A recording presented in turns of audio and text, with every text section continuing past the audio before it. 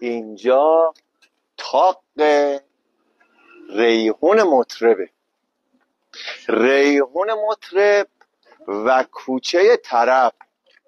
اینجا محله جوداست، جایی که ابزار و بنگاه های شادمانی در شیراز من جمله در این کوچه در این طاق برگزار می شده. ریحون مطرب کسی بوده که ویولون رو در کنار نسل بعدی یک نفر بوده به نام آقای منیگن در شیراز معروفه.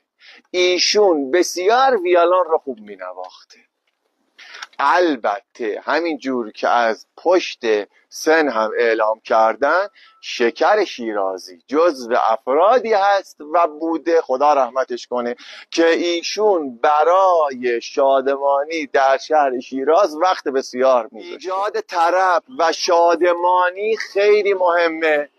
نه که ما الان تور میذاریم همش مباحث تاریخی نیست. من اون دفعه گفتم روی یکی از تورها حتما هنر تخت حوزی و فولکلورهای شیراز و اصلا ایران رو توضیح میدم، قدیمی‌هاش چی بوده و چی کار میکرد. ولی خواستم بگم این طاق خونه ریحون مطرب و کریم کیالی. کریم کیالی هم یکی از کسایی بوده که بسیار حال کریم کیالی چی کار میکرده؟